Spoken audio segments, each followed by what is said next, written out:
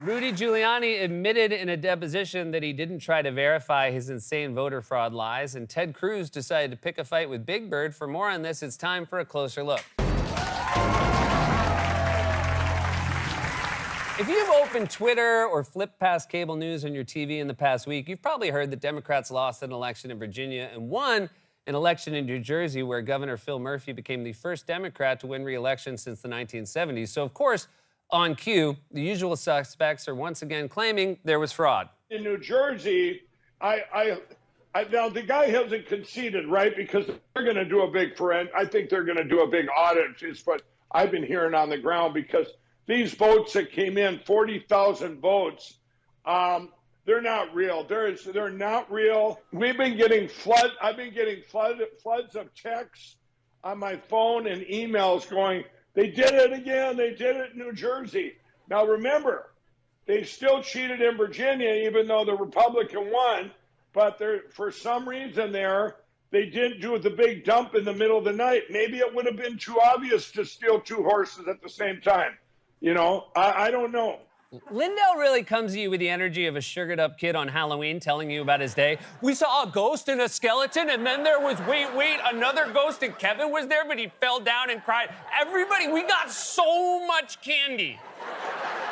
But okay, couple things. First of all, thanks for clearing up that you've been getting flooded with texts on your phone, you know, as opposed to texts that you get in the mail or the ones you can get at Marshall's and put up on your wall. Second, these guys love audits, not to be confused with audis, which is what people say when Mike Lindell enters a room. Oh, dis ass.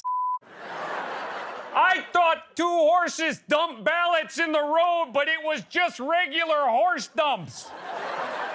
Also, what do you mean they cheated in Virginia but not enough to win? Why would they do that? That would be like if the Jets hacked the scoreboard, so instead of losing to the Colts 45-30 last Thursday, they lost 45-32. And that's right, this is important. The Jets did lose on Thursday, which stopped them from having a 2-game win streak, which is good for late night. Because we need easy punchlines about the Jets sucking.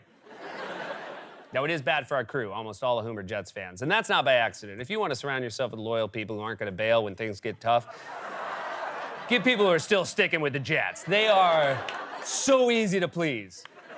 For crew snack yesterday, we just put out loose slices of ham, and I heard one of them say, still better than Mark Sanchez.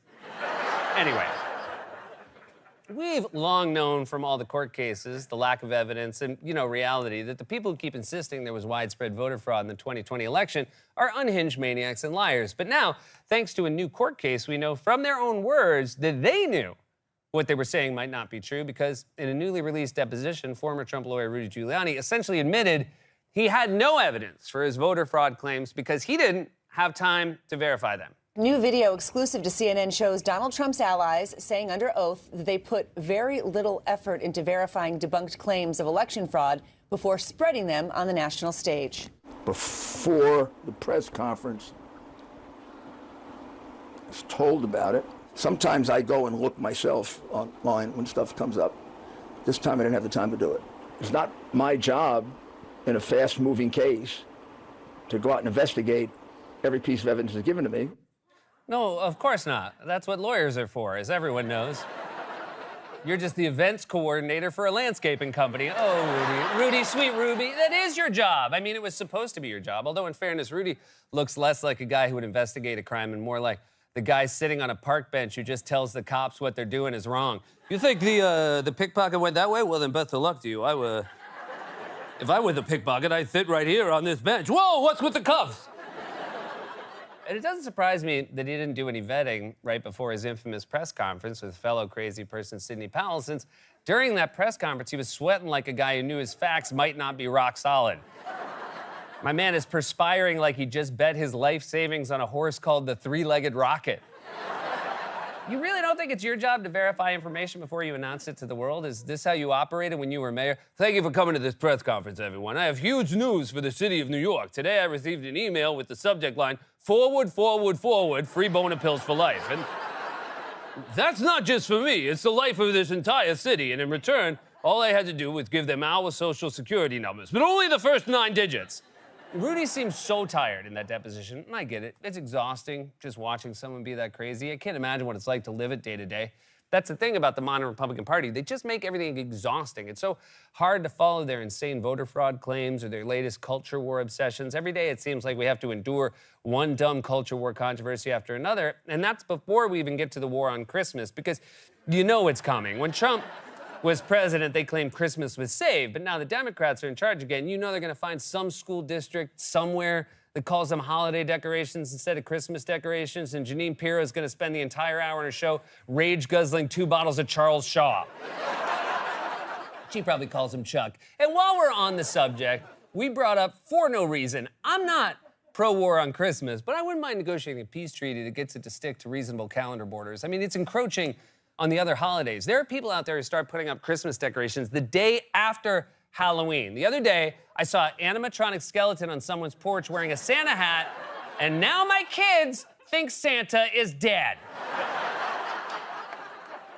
Anyway, which reminds me, tonight's Closer Look is brought to you by the word anyway. Need a way back to the political stuff after a long tangent? Try anyway. Anyway, we had to endure one nauseatingly stupid culture war controversy after another, like when conservatives started whining about potato head pronouns or said Joe Biden was going to steal your hamburgers, or when they lost their minds over the Dr. Seuss estate voluntarily pulling a few books from publication that no one cared about anyway.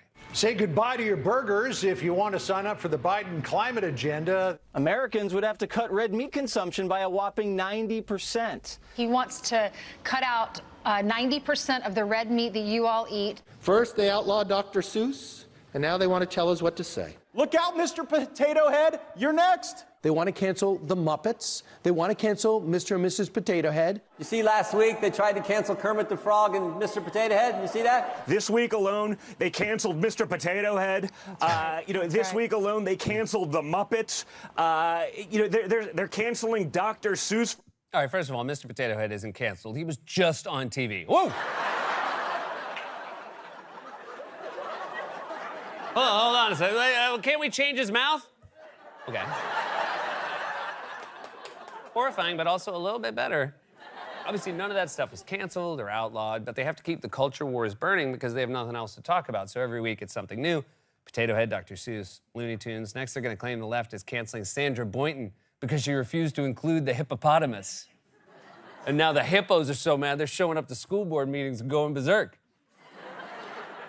Any Sandra Boynton fans in the house?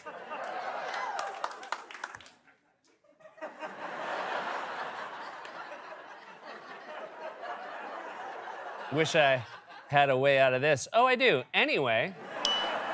And now, like clockwork, the right has come up with their next culture war target, Big Bird. Big Bird and the backlash that the Sesame Street character is getting from some Republicans after tweeting he got the COVID shot over the weekend. The Sesame Street character, who is 6 years old on the show, posted about getting the vaccine after the Pfizer shot was approved for kids as young as 5. Big Bird is literally hawking an unnecessary vaccine for children. Big Bird is literally encouraging children to take a vaccine scientifically that they do not need. A lot of propaganda about the vaccines being not directed to the parents, not information given to parents, so they can make that decision, but really getting it directly to the kids in some really creepy ways, including Sesame Street. Texas Senator Ted Cruz responded to Big Bird's tweet saying, "Government propaganda for your 5-year-old." Oh my God, so in the end, it turns out they were the ones who canceled the Muppets. Canceled the Muppets. Canceled the Muppets.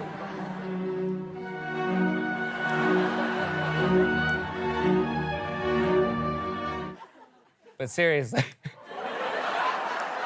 I have to admit, it's a tough one. I mean, who are you going to side with? A beloved and iconic children's character, widely celebrated for over half a century by people of all ages and backgrounds from all parts of the world, or a widely disliked wannabe werewolf with the charm of a serial killer and the voice of a dying barn owl who was once called Lucifer in the flesh by one of his fellow Republicans after another fellow Republican joked he was so unpopular you could murder him and get away with it. It could be either way, I don't know. These people's brains are so weird, they wake up in the morning and think it's a good idea to go to war with Big Bird. Next, they're going to claim Moderna is how the Swedish chef says my dinner. Oh, I'm gonna do it.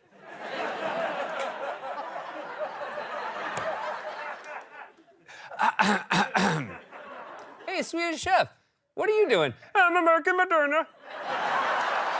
And that, yeah. No, I mean, I can't stop that. That's today's topical joke for kids. We want Closer Look to be something you can safely watch with your whole family. Now, where was I? Oh, right, this guy. Seriously, though, that's what Republicans are focused on, stoking dumb culture war controversies, fanning anti-vaccine sentiment, and spreading false claims about voter fraud. And now we know that even they knew those claims were lies. It turns out they were so full of it, they had to take a big dump in the middle of the night. This has been a Closer Look. God's Love We Deliver cooks and brings over 2 million meals a year to men, women, and children living with HIV/AIDS, cancer, and other serious illnesses, and they need your help. Now more than ever, if you're watching this online, you can hit the donate button, stay safe, get vaccinated. We love you.